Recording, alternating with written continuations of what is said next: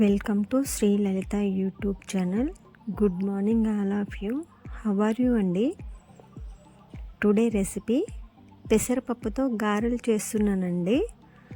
ముందుగా పెసరపప్పు ఒక 1/2 కేజీ శుభ్రంగా కడిగి గాలించి నానబెట్టుకోవాలండి. నేను పొట్టుతో ఉన్న పెసరపప్పు తీస్తున్నానండి. ఆ పొట్టుతో ఉన్న పెసరపప్పు చాలా టేస్టీగా ఉంటుందండి.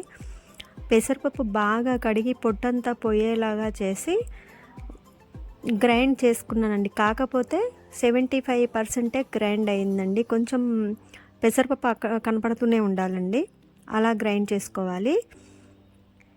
అలాగే 1/2 కేజీకి నేను ఒక 10 దాకా పచ్చిమిర్చి తీసుకున్నానండి. అవి కూడా కచ్చా పచ్చాగా దంచి పక్కన పెట్టుకున్నాను. తర్వాత ఒక పెద్ద అల్లం ముక్క అండి, అల్లం ముక్క ఒక 10 వరకు వెల్లుల్లి రెబ్బలు కూడా నేను మంచిగా మెత్తని పేస్ట్ లాగా చేసి పక్కన పెట్టుకున్నానండి. పెసరపప్పు గ్రైండ్ అయిన తర్వాత ముందుగా పచ్చిమిర్చి మనం తొక్కి పక్కన పెట్టుకున్నాము, అది వేసి కలుపుకోవాలండి. ఆ తర్వాత అల్లం వెల్లుల్లి పేస్ట్ కూడా వేసి బాగా కలుపుకోవాలండి. తర్వాత ఒక జీలకర్ర 1 స్పూన్, అలాగే రుచికి సరిపడా ఉప్పు కూడా వేసి బాగా కలుపుకున్నానండి. దీంట్లో మనకి గారెలు రుచిగా రావాలంటే ముందు మనం ఇంగ్రీడియంట్స్ వేసి కలుపుకునే విధానంలోనే ఉంటుందండి. కొంచెం లైట్గా సోడా ఉప్పు యాడ్ చేసుకోండి.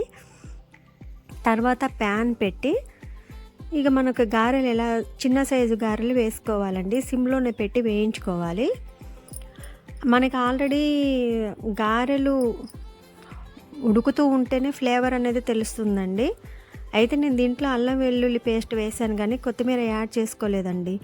ఓన్లీ పచ్చిమిర్చి, అల్లం వెల్లుల్లి పేస్ట్, జీలకర్రతోటే ఫ్లేవర్ అనేది వస్తుందండి. వీడియోలో చూసిన విధంగా చిన్న సైజు గారెల్లాగా ప్రిపేర్ చేశానండి.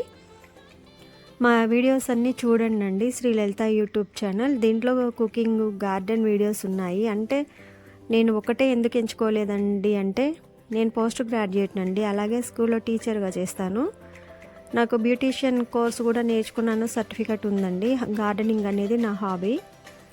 ఇక మీకు తెలుసు కదండి, ఇంట్లో మామూలుగా టెర్రాస్లోనే కొన్ని రకాల కూరగాయలు కూడా పండించుకుంటాను. సో నాకున్నటువంటి నాకు ఏమైతే హాబీస్ ఉన్నానో అవే పెట్టుకున్నానండి. Thanks for watching. Please do like, share and subscribe my YouTube channel.